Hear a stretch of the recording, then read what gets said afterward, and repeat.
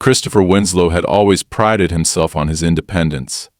After decades of running a successful heavy machinery repair business, he finally decided to retire and settle in a peaceful suburban neighborhood, far from the chaos of city life. His property was a sanctuary, a sprawling 2-acre plot nestled at the edge of a thick forest, complete with a well-maintained home, a private driveway, and a small workshop where he could tinker with tools and restore vintage machinery as a hobby.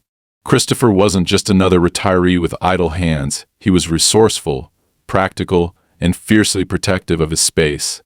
From the moment he moved into the neighborhood 3 years ago, he made it clear to the local homeowners association, HOA, that he had no interest in joining their organization. His property, purchased outright, was outside their jurisdiction, and he intended to keep it that way. He'd dealt with HOAs before and despised their rigid rules, petty fines, and invasive behavior. To him, their so-called community standards were nothing more than a thinly veiled power grab. As long as he maintained his land and kept to himself, he didn't see why they should have any say over his property. For a while, life was quiet. Christopher's neighbors mostly left him alone, save for the occasional wave or brief chat at the local hardware store. The HOA, led by its meticulous and domineering president, Victor Langston, tried a few times to persuade him to join their ranks. Each attempt was met with polite but firm refusals. Christopher thought that would be the end of it. He was wrong. The trouble began subtly. One evening, as Christopher returned from a trip into town, he noticed something odd at the end of his driveway. A small yellow flag had been planted in the ground next to his mailbox, marked with the HOA's logo and a cryptic note, "Community Safety Improvements Underway." Christopher frowned, puzzled. What kind of improvements were they talking about? His driveway was private property, clearly marked by a deed and even a small sign he'd installed himself. Shrugging it off as a mistake, he removed the flag and tossed it in the garbage. Over the next few weeks, more strange things began to happen. One morning, he found his mailbox open with a pamphlet from the HOA stuffed inside. The title read, "Why Your Participation Matters." He rolled his eyes and crumpled it up. Then came the surveyors, 2 men in orange vests, standing at the edge of his driveway with clipboards, taking measurements and snapping pictures. When Christopher confronted them, they mumbled something about community upgrades and left in a hurry. Christopher began to feel uneasy. He'd deliberately chosen this property to avoid entanglements like these, but it seemed the HOA was intent on drawing him into their orbit. He decided to keep an eye out, setting up extra security cameras at the entrance to his driveway and along the perimeter of his property. He wasn't paranoid, but he wasn't one to take chances either. Then, one evening, everything escalated. Returning home from visiting an old friend, Christopher rounded the bend in his driveway and slammed on the brakes. A pair of gleaming steel gates now stood across his private road, blocking his access to his own home. The gates weren't just any gates, they were electric, complete with keypad entry and a bold HOA logo engraved on the front.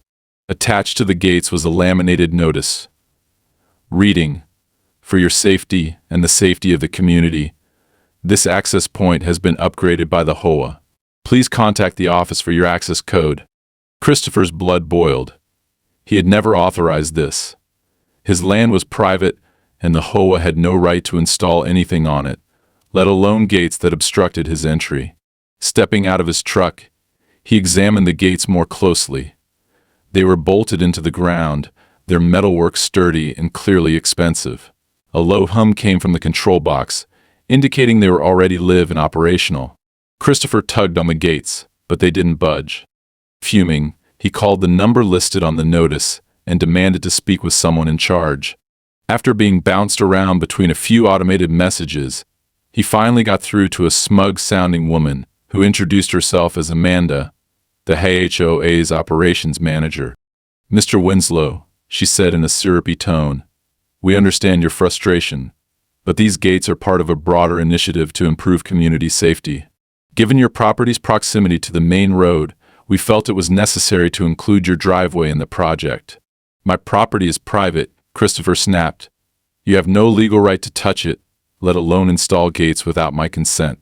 Remove them immediately." I'm afraid that's not possible, Amanda replied, her tone cooling.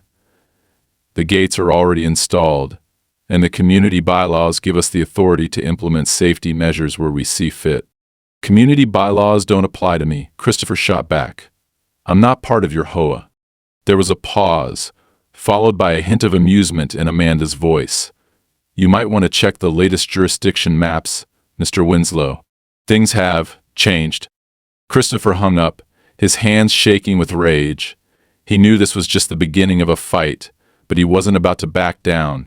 If the HOA thought they could steamroll him, they were about to learn just how wrong they were. Christopher Winslow didn't sleep that night. He spent hours at his desk, surrounded by maps, legal documents, and the property deed he had painstakingly reviewed before purchasing his home. None of it made sense.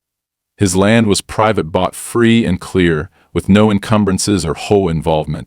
Yet now, they had the audacity to claim jurisdiction over his property. The gates, the surveyors, the smug voice on the phone, they weren't just an annoyance. They were a declaration of war. By dawn, Christopher had formulated a plan. His first step was to confirm the HOA's claim about jurisdiction changes. Driving into town, he made his way to the county clerk's office, a plain brick building with rows of filing cabinets and the smell of old paper. After explaining his situation to the clerk, a polite but visibly overworked woman, he handed over his property details. She typed into her computer and frowned slightly as she scanned the records. Well, according to this, she said, tilting her monitor toward him, your property falls under the HOA's jurisdiction as of 6 months ago. It looks like there was a boundary adjustment approved by the county. Christopher's stomach tightened. What boundary adjustment? I wasn't notified of anything. The clerk pursed her lips, clicking through more files. The notice would have been sent to affected residents. It says here that the HOA filed a request citing community safety concerns. The county approved it, which means they now have regulatory oversight of your property's access points. Christopher's hands clenched into fists. And no one thought to inform me about this. I can't speak to that, the clerk replied apologetically. But you can file an appeal if you think there was an error. It'll take some time, though these cases usually do. Time wasn't something Christopher had. He left the office seething, gripping the stack of printed documents the clerk had provided. Back in his truck, he read through them carefully. The language was dense and bureaucratic, but the implications were clear. The HOA had successfully lobbied to extend their authority, and now his driveway was technically within their reach. The adjustment had been buried in a routine zoning update, likely overlooked by anyone not actively scrutinizing the public notices. The audacity of it all made his blood boil. Christopher had intentionally chosen this property to avoid exactly this kind of interference. He didn't care about their so-called community improvements or fabricated safety concerns. His land was his, and he wasn't about to let a group of power-hungry busybodies take that from him. When he returned home, the gates loomed like a challenge. The keypad gleamed in the sunlight, mocking him with its silent insistence that he comply. Christopher didn't bother calling the HOA again. He grabbed his toolbox and got to work dismantling the gates. The bolts were tight, and the control box was reinforced, but he had dealt with tougher projects in his life. By late afternoon, the gates lay in pieces on the side of the road. Christopher wasn't naive enough to think the matter was over. Sure enough, the next morning brought a new letter from the HOA. The envelope, thick and embossed with their logo, contained a formal notice accusing him of vandalizing community property and issuing a fine of $2,500 for the destruction of HOA infrastructure. Attached was a glossy brochure explaining the supposed benefits of the gate system, including reduced crime rates and increased property values. He crumpled the letter in his fist and tossed it into the trash. Enough was enough. Christopher decided it was time to pay a visit to the HOA office in person. The HOA headquarters was housed in a sleek, modern building in the center of town, its glass facade reflecting the bright midday sun. Christopher pushed through the double doors and was immediately greeted by the overly cheerful receptionist. "Good afternoon. How can I help you today?" she chirped.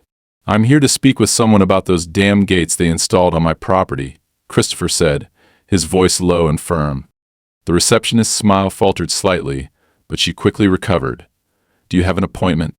"No," Christopher replied bluntly, "but I'm not leaving until I talk to someone in charge." After a moment's hesitation, she gestured toward a seating area. "Please have a seat. I'll see if Mr. Langston is available." Christopher didn't sit. He stood with his arms crossed, scanning the pristine lobby. It was clear the HOA wasn't hurting for funds. Every surface gleamed, and even the magazines on the coffee table looked freshly printed. It made him sick to think about how many people in the neighborhood had been strong-armed into financing this operation. After a few minutes, a tall, impeccably dressed man emerged from a side door. His tailored suit and confident stride screamed authority. "Mr. Winslow, I presume," he said, extending a hand. "I'm Victor Langston, president of the HOA. How can I assist you?" Christopher ignored the handshake. "You can start by explaining why you think you have the right to install gates on my property." Langston's smile didn't waver, but there was a glint of steel in his eyes. "Mr. Winslow, the gates are part of a community-wide safety initiative. We've received numerous complaints about unregulated access points, and your driveway was identified as a potential risk. The HOA acted in accordance with its bylaws to address these concerns." "Your bylaws don't apply to me," Christopher snapped. "I'm not a member of your HOA, and I never agreed to any of this." Langston's expression remained calm, almost patronizing. "That may have been true in the past, but as you're likely aware, recent jurisdiction changes have placed your property within our purview. We're simply fulfilling our responsibility to protect and enhance the community. By trespassing on my land and installing gates without my consent. By implementing necessary measures for the greater good," Langston corrected smoothly. "I understand this is an adjustment for you, but I assure you, it's in everyone's best interest." Christopher took a step closer, his voice dropping to a growl. "Let me make something clear. That land is mine. I don't care about your jurisdiction changes or your bylaws. If you think you can bully me into compliance, you're sorely mistaken." Langston's smile finally faltered, replaced by a hard, calculating look. "Mr. Winslow, I would advise you to consider your position carefully. Non-compliance can result in significant penalties, not to mention complications for your property's future value." Christopher's jaw tightened. He could see where this was going. The HOA wasn't just trying to enforce rules, they were setting the stage to push him out entirely. "This isn't over," he said coldly before turning on his heel and walking out. As he drove home, his mind raced. Langston's veiled threats and smug demeanor only confirmed what Christopher had suspected all along. This wasn't about safety or community. It was about control. The HOA wanted him gone, and they were willing to play dirty to make it happen. But if they thought he was going to roll over and let them take what was his, they were in for a rude awakening. Christopher Winslow didn't waste time after his confrontation with Victor Langston. He knew the HOA wouldn't back down, and he had no intention of playing by their rules. The drive home was spent formulating his next steps, every mile sharpening his resolve. He wasn't just dealing with an overreaching homeowners association, he was dealing with a calculated group of individuals who saw his independence as an obstacle to their ambitions. The first thing Christopher did when he got home was check the gates. They were still gone, the remnants of the dismantled structure piled neatly on the side of the road where he'd left them. He half expected them to reappear overnight, bolted into place as though his earlier efforts had never happened. But for now, the driveway was clear, and he intended to keep it that way. That night, Christopher reviewed the stack of papers he'd received from the county clerk. It was all there: the boundary adjustment, the approval documents, even a list of public notifications that had supposedly been issued to residents. He scoured the fine print for any loophole or procedural misstep, anything that might invalidate the HOA's claim. It was slow, tedious work, but he didn't mind. If the HOA wanted a war of attrition, he was more than ready to fight. Around midnight, a strange noise pulled him from his focus. It was faint at first, like the low hum of machinery, barely audible over the crickets outside. But as he sat in silence, the sound grew louder, more distinct. He stepped outside, flashlight in hand, and followed the noise toward the driveway. To his astonishment, a crew of workers was already there, unloading new gate materials from a flatbed truck. Floodlights illuminated the scene, casting harsh shadows across the gravel as the men moved with practiced efficiency. They barely glanced at him, as if his presence was inconsequential. Christopher's temper flared. "What the hell do you think you're doing?" he barked, striding toward the nearest worker. The man, a burly figure in a reflective vest, barely looked up. "Installing the gates," he said flatly. "On my property?" Christopher snapped.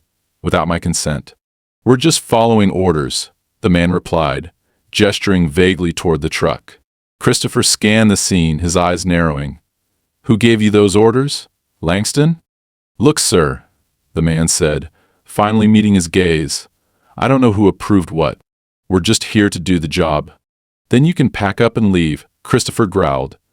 "This is private property, and you're trespassing."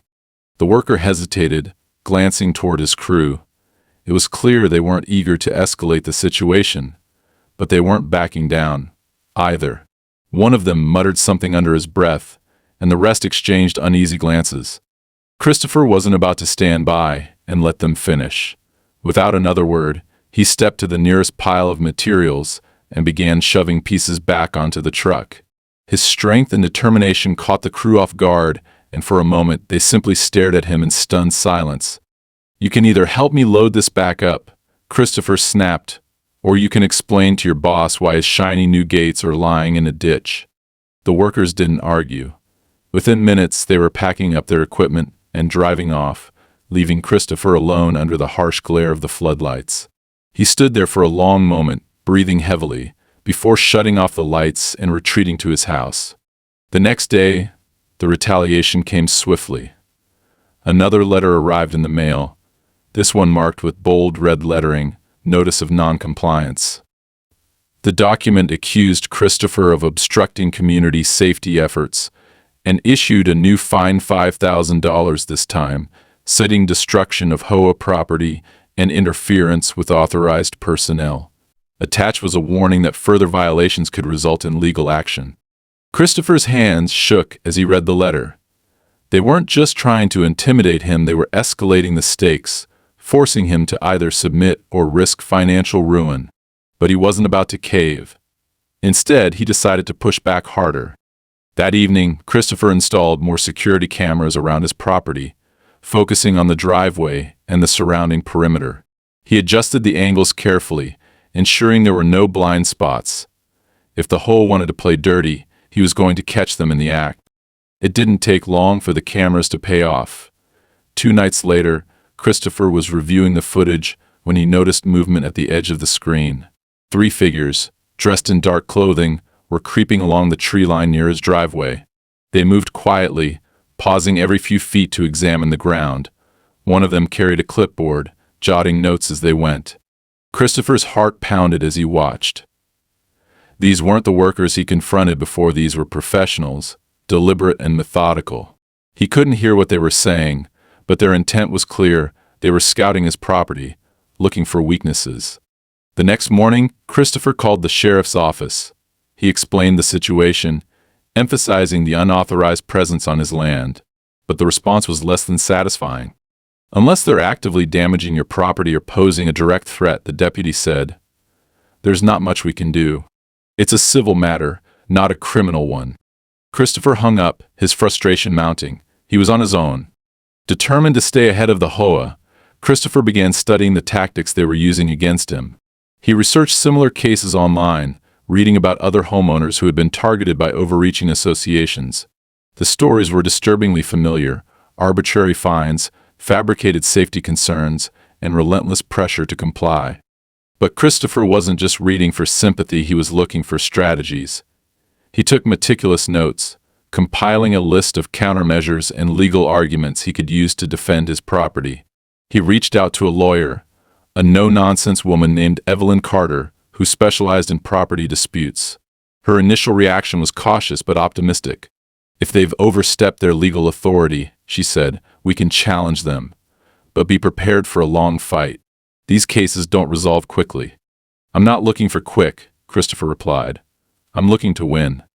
In the meantime, Christopher continued to fortify his property. He reinforced the driveway with steel posts, making it impossible for vehicles to block his access. He installed motion-activated lights along the perimeter, flooding the area with brightness at the first sign of movement. And he kept a close eye on his cameras, always ready for the next intrusion. The HOA didn't take kindly to his defiance. Within a week, a new notice arrived, this one threatening to place a lien on his property if the fines weren't paid. The letter was dripping with legal jargon, designed to intimidate and confuse. But Christopher saw it for what it was, another attempt to break his resolve. If the HOA thought they could wear him down, they were sorely mistaken. Christopher wasn't just fighting for his land, he was fighting for the principle that no one, not even a powerful organization, had the right to take what wasn't theirs. And as far as he was concerned, the fight was only just beginning. Christopher Winslow's patience was wearing thin. The HOA's tactics had shifted from an irritating intrusion to a full-blown campaign of harassment. The constant fines, the shadowy figures creeping around his property, and the legal notices piling up on his kitchen counter all pointed to one undeniable truth. They weren't going to stop until he either submitted or broke under the pressure. But Christopher wasn't the type to break. If anything, the HOA's relentless aggression only fueled his determination to fight back. The first step was clarity. He needed to understand exactly what he was up against. The legal jargon in the HOA's notices was dense and purposefully intimidating, but Christopher had spent his life solving complex mechanical problems, and he approached this with the same methodical mindset. With the help of Evelyn Carter, his no-nonsense lawyer, he combed through the HOA's bylaws, the county zoning adjustments, and his property deed. What they found was illuminating and infuriating. The HOA's jurisdictional claim hinged on a boundary adjustment filed 6 months ago, which had been approved by the county with minimal oversight. The adjustment had conveniently included Christopher's driveway, labeling it as a shared access point for community safety purposes. It was a legal gray area at best, but the HOA was exploiting it to assert control over his property. Evelyn explained that while the HOA's actions were technically legal, they were walking a fine line. "They're banking on you not fighting back," she said during one of their late-night strategy sessions. "They do this to homeowners all the time, push just hard enough to intimidate, but not enough to outright violate the law. If you challenge them, there's a good chance they'll back off, but you need leverage." Leverage. That word stuck in Christopher's mind as he plotted his next move. He wasn't just going to defend himself, he was going to put the HOA on the defensive. And to do that, he needed information, real, actionable evidence that could expose their overreach. One evening, as he reviewed footage from the security cameras, Christopher noticed something that made his blood run cold. The same 3 figures who had scouted his property earlier were back, but this time they were doing more than just taking notes. One of them crouched near the base of his driveway, a small device in hand that emitted a faint blue light. Another stood nearby, scanning the perimeter with what looked like a thermal imaging tool. Christopher rewound the footage, studying their movements. They weren't just inspecting his land, they were mapping it. The realization hit him like a freight train. The HOA wasn't just interested in controlling his driveway, they were gathering data, likely to support a future claim that his property was somehow integral to their operations. The next day, Christopher drove into town and made an unannounced visit to the HOA office. The receptionist, visibly uneasy after their last encounter, quickly called Victor Langston to the lobby. "Mr. Winslow," Langston said, his tone as smooth as ever. "What brings you here today?" Christopher didn't waste time with pleasantries. "Your people were on my property again last night," he said, his voice cold and steady, this time with thermal scanners and mapping devices. "Care to explain?" Langston's smile faltered for a fraction of a second before he regained his composure. "I'm not sure what you're referring to," he replied. "The HOA doesn't conduct surveillance without cause." "I have video evidence," Christopher snapped. "So don't bother denying it." Langston's expression hardened. "Mr. Winslow, I suggest you be careful with accusations like that. If you're implying misconduct on our part, you'd better be prepared to back it up in court." "Oh, I'm prepared," Christopher said, stepping closer. "But let me make something clear. If I catch anyone else on my property without permission, you won't be dealing with just me, you'll be dealing with the sheriff." Langston's eyes narrowed, but he said nothing. The tension between them was palpable as Christopher turned on his heel and walked out. That night, Christopher decided to take matters into his own hands. He retrieved an old drone from his workshop, a relic from his nephew's brief obsession with technology, and modified it with a high-resolution camera and infrared sensors. If the HOA wanted to play dirty, he would match them move for move.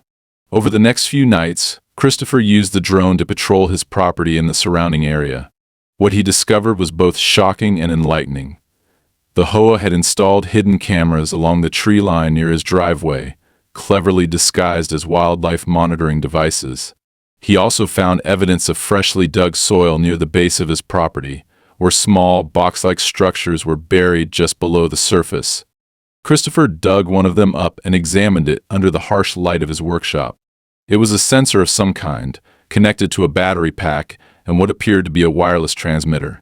It didn't take a genius to figure out its purpose. It was monitoring movement on his land and sending data back to the HOA. The discovery enraged him, but it also gave him the leverage he needed. The next morning, he called Evelyn and explained what he'd found. She advised caution but agreed that the evidence could be powerful if used correctly. "This goes beyond harassment," she said. "If they're installing surveillance equipment on your property without permission, that's a clear violation of your rights. We can use this." Christopher decided to escalate the situation on his terms. He removed the buried sensors, carefully documenting each one with photos and timestamps, and then drove straight to the HOA office. This time he didn't bother asking for an appointment. He walked into the lobby and dropped the sensors on the receptionist's desk with a resounding thud. "Tell Langston these belong to him," he said curtly before turning to leave. The stunt had the desired effect. By the time he got home, Langston had called 3 times, leaving increasingly frantic voicemails. Christopher ignored them. The power dynamic was shifting, and he intended to keep it that way. But the HOA wasn't done yet. That evening, as Christopher reviewed his security footage, he noticed a new development. A group of workers had arrived under the cover of darkness and begun installing something at the far end of his driveway. By the time he reached the site, they were gone, leaving behind a freshly erected sign that read, "HOA Installation Zone, Do Not Tamper." Christopher stared at the sign, his anger bubbling over. This wasn't just a fight for his property anymore. It was a fight for his autonomy, his right to live without interference. The HOA had crossed a line, and he was done playing defense. Over the next few days, Christopher prepared for the next phase of the battle. He reinforced his perimeter, installed additional cameras, and even began constructing makeshift barricades at key access points. But more importantly, he started building a case against the HOA, gathering every piece of evidence he could find to expose their overreach. As the conflict escalated, Christopher realized he wasn't just fighting for his land, he was fighting for something much bigger. The HOA's actions were a symptom of a larger problem, a system that allowed unchecked power to trample individual rights. And if they thought he would back down, they had underestimated him completely. The war for his property was far from over, but Christopher was ready.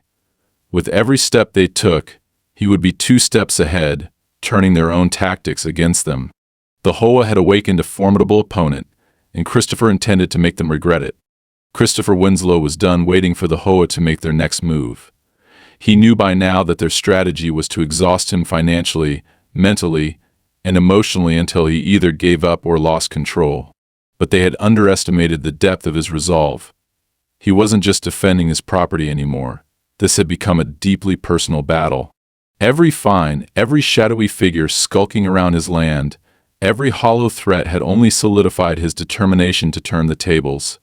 The morning after the sign labeled HOA Installation Zone had appeared at the end of his driveway, Christopher decided he was done reacting. It was time to act. He started by documenting the sign and its placement with photos and videos. Then he used his drone to get a bird's-eye view of the surrounding area, hoping to catch a glimpse of where the HOA's next move might be. What he found made his blood boil. About 50 yards beyond the tree line that bordered his property, a temporary staging area had been set up. It was small and inconspicuous, just a couple of pop-up tents, a generator, and a stack of equipment crates. But it was clearly active. Workers moved in and out of the area, unloading materials and speaking in hushed tones. Christopher zoomed in with the drone's camera and recognized some of the equipment, more sensors like the ones he had dug up, along with what appeared to be wireless relays and solar-powered units.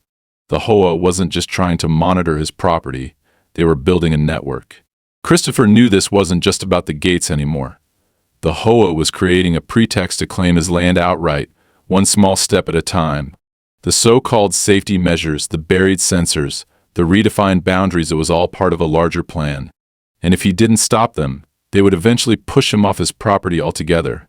He returned to his workshop and began preparing for what he saw as an inevitable escalation.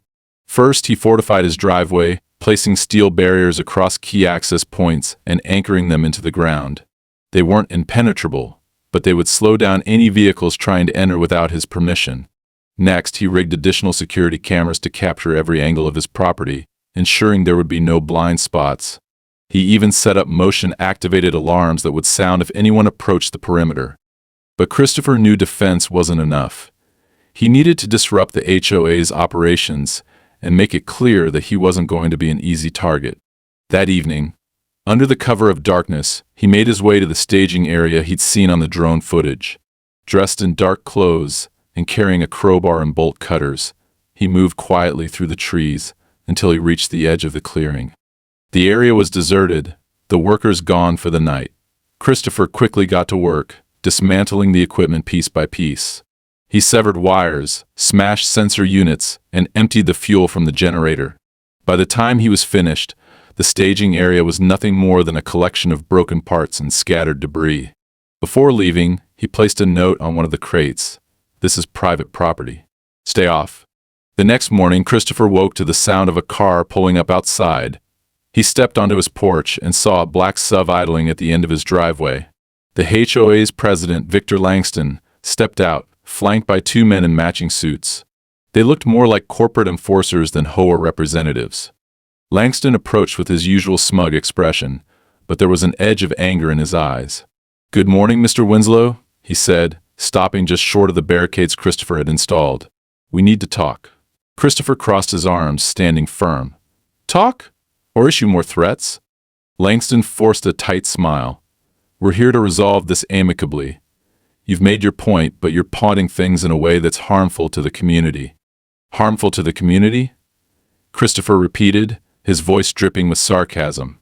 "You mean defending my property from your illegal surveillance and sabotage? That's rich, coming from you." Langston's smile faltered. "You're leaving us no choice, Mr. Winslow. Your repeated interference with HOA operations is not only against our bylaws but also a violation of county regulations. If you continue down this path, we'll have no option but to take legal action." "Go ahead," Christopher said coldly. "But be prepared for what I'll bring to court: videos of your men trespassing, evidence of your illegal sensors, and records showing that your boundary adjustment was pushed through without proper notification. You want to fight? You've got one." Langston's expression darkened. For the first time, Christopher saw the mask slip, revealing a flash of frustration and uncertainty. The two men behind him exchanged glances, as though silently calculating their next move. "You think this is about you?" Langston finally said, his voice low and hard. "This is bigger than one man. You can dig your heels in all you want, but in the end you'll lose. People like you always do." With that, Langston turned on his heel and walked back to the SUV, his enforcers following close behind. The vehicle disappeared down the road, leaving Christopher standing alone by the barricades. He felt a surge of satisfaction, but he knew better than to let his guard down. The HOA wasn't retreating, they were regrouping. Sure enough, the next assault came swiftly. That evening, Christopher's power was cut. He checked the breaker box, but everything appeared normal. It wasn't until he called the electric company that he discovered the HOA had filed a safety concern, requesting a temporary disconnection until compliance issues were resolved. Furious, Christopher fired up his backup generator and made a mental note to add this to his growing list of grievances. The power outage was followed by another fine notice, this one totaling $10,000 for repeated destruction of HOA property and obstruction of community safety measures. The letter warned that a lien would be placed on his property if the fines were not paid within 30 days. Christopher crumpled the letter in his hands, his anger boiling over. But instead of lashing out, he focused his energy on the next phase of his plan. He began compiling all of his evidence: photos, videos, legal documents, and a detailed timeline of every action the HOA had taken against him. He also started reaching out to his neighbors, hoping to find others who had been targeted by the HOA's aggressive tactics. To his surprise, several neighbors were willing to talk. Most were hesitant at first, fearful of retaliation, but Christopher's determination inspired them to share their stories. One elderly couple revealed that they had been fined repeatedly for minor infractions, eventually forcing them to sell their home. Another neighbor, a single mother, admitted that the HOA had threatened to report her to child services over safety concerns if she didn't comply with their demands. The more Christopher learned, the clearer it became the HOA wasn't just targeting him. They were systematically pressuring homeowners into submission, exploiting their power to seize control of the neighborhood piece by piece. Armed with this new information, Christopher felt a renewed sense of purpose. This wasn't just about protecting his land anymore, it was about standing up to a system that thrived on intimidation and exploitation. He didn't know what the HOA's next move would be, but he was ready for it. And this time, he wasn't just playing defense. He was going on the offensive. Christopher Winslow knew the HOA's next move was imminent. The power outage, the escalating fines, the veiled threats from Victor Langston, it was all building to something. The HOA was pushing harder, desperate to gain control of his land. But Christopher wasn't the kind of man to roll over and let them win. He had spent weeks fortifying his property, gathering evidence, and preparing for the inevitable confrontation. And now, as the sun dipped below the horizon and the shadows stretched long across his driveway, he could feel the tension in the air like a coiled spring ready to snap. It began with the sound of engines. Christopher was in his workshop, sharpening the blade of an old axe, when the low growl of diesel motors reached his ears. He set down the axe and moved to the window, peering out into the growing darkness. Two large trucks were parked at the end of his driveway, their headlights illuminating the barricades he had erected. A group of men in reflective vests and hard hats stood by the vehicles, talking amongst themselves and gesturing toward his property. Behind them, a black SUV idled, its tinted windows gleaming ominously in the twilight. Christopher's jaw tightened. They were here to make their move, and they weren't being subtle about it. He grabbed his jacket and stepped out onto his porch, the cold evening air biting at his skin. As he approached the barricades, one of the men, tall, broad-shouldered, and wearing a badge that identified him as HOA enforcement, stepped forward. "Mr. Winslow," the man called out, his voice carrying over the hum of the engines. "We're here under the authority of the Homeowners Association to conduct safety modifications on this access point. Please step aside and allow us to proceed." Christopher folded his arms, planting his feet firmly on the gravel. "You're not touching a damn thing," he said. "This is private property, and you have no right to be here." The man's expression didn't waver. "Your property is within HOA jurisdiction, as outlined in the boundary adjustment filed 6 months ago. Failure to comply will result in further penalties, including legal action." Christopher took a step closer, his voice low and dangerous. "I've seen your boundary adjustment. I've also seen the illegal sensors you buried on my land and the surveillance cameras you installed without permission. If anyone's breaking the law here, it's you." The man hesitated, glancing back at the SUV. The driver's door opened, and Victor Langston stepped out, his polished shoes crunching against the gravel. He adjusted his tie as he approached, his face a mask of calm authority. "Mr. Winslow," Langston said, his tone measured and patronizing, "let's not make this any more difficult than it needs to be. We're here to ensure the safety and integrity of the community. Surely you can understand that." Christopher smirked, shaking his head. "Cut the bullshit, Langston. This isn't about safety. It's about control. You want my land and you're willing to bend the law to get it. Well, guess what? You're not getting it." Langston's expression hardened. "Your defiance has been noted, Mr. Winslow. But I assure you, this is a battle you can't win. The HOA has resources, connections, everything we need to ensure compliance. You, on the other hand, are just one man." Christopher stepped forward until he was mere inches from Langston. "One man is all it takes," he said quietly, "and you're about to find out just how far I'm willing to go." Langston's composure faltered for the briefest moment, but he quickly recovered, turning to the crew behind him. "Proceed," he barked. The workers moved toward the barricades, carrying tools and equipment. Christopher didn't wait. He walked back to his house, entered the workshop, and retrieved the drone he had modified weeks earlier. It wasn't just a camera drone anymore, it was rigged with a powerful spotlight and a high-pitched alarm that could be activated remotely. He sent it buzzing into the air, its spotlight slicing through the night and illuminating the workers like a searchlight. The alarm wailed, an ear-piercing shriek that echoed through the trees. The workers froze, startled by the sudden intrusion. Langston shouted orders, but his voice was drowned out by the drone's noise. Christopher watched from the porch, his arms crossed, as the crew hesitated, unsure of whether to continue. But the HOA wasn't backing down. One of the workers began dismantling the barricades, his movements hurried and clumsy. That's when Christopher triggered the second phase of his plan. The motion-activated lights he had installed around the perimeter of his property flared to life, flooding the area with blinding brightness. At the same time, the cameras he had rigged to his driveway began recording, capturing every detail of the scene. "Smile for the cameras, Langston," Christopher called out, his voice cutting through the chaos. "This is all going to the sheriff and the local news."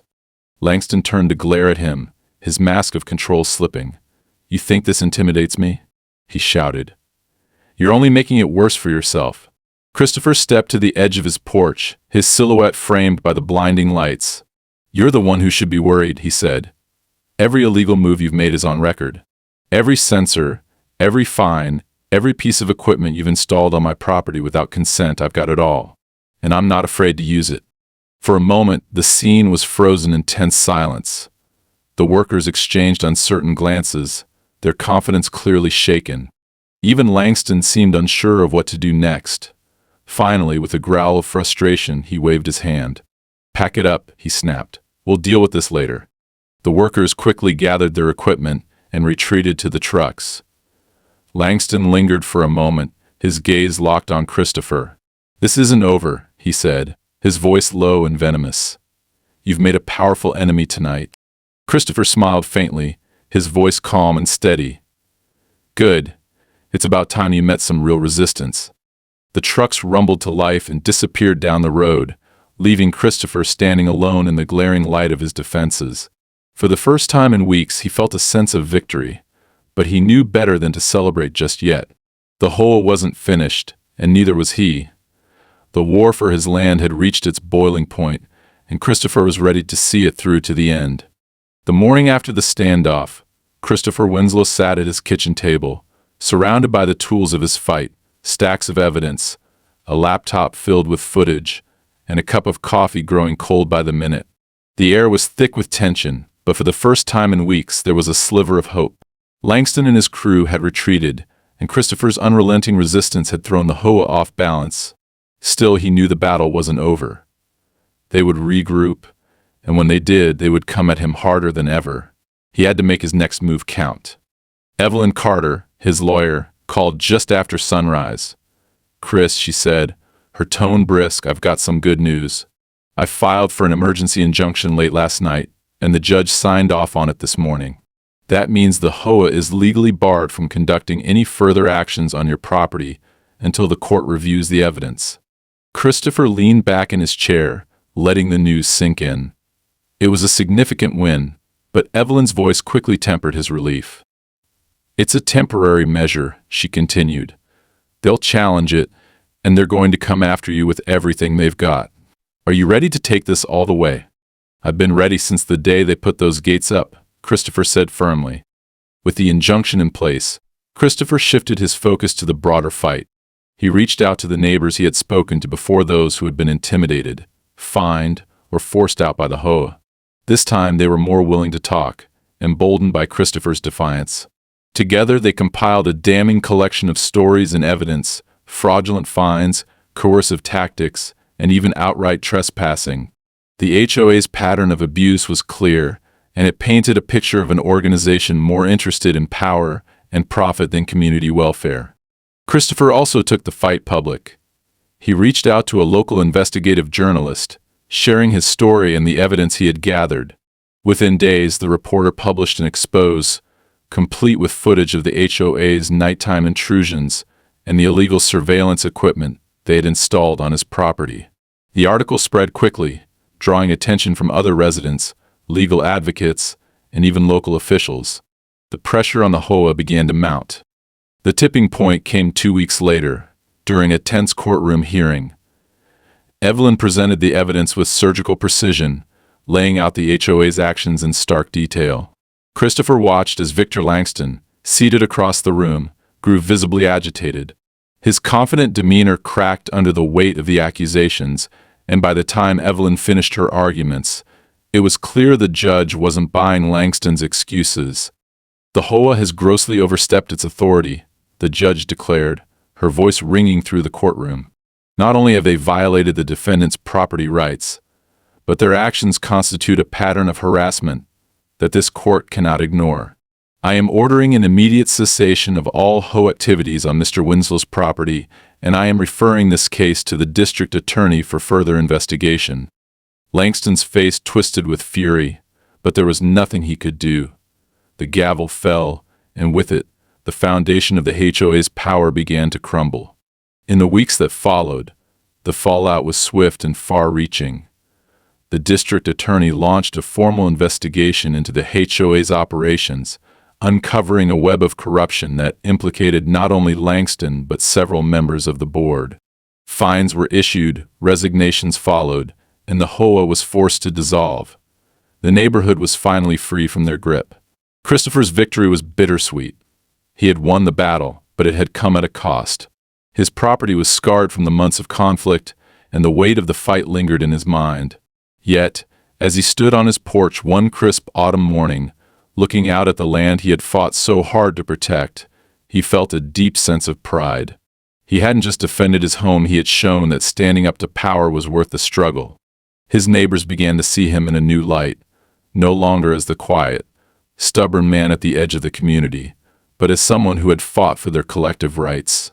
They approached him with gratitude, offering help to repair the damage and rebuild the sense of peace the neighborhood had lost. Christopher accepted their help, but he also made one thing clear: we're not going to let this happen again. If anyone tries to take what's ours, we'll stand together next time. As the months passed, Christopher's property returned to its former glory, and the neighborhood thrived without the shadow of the HOA. The battles he had fought were now stories shared over backyard barbecues and quiet evenings on porches. But for Christopher, the most important part of his victory wasn't the land, it was the lesson that even the most ordinary person could take a stand and win against those who thought they were untouchable.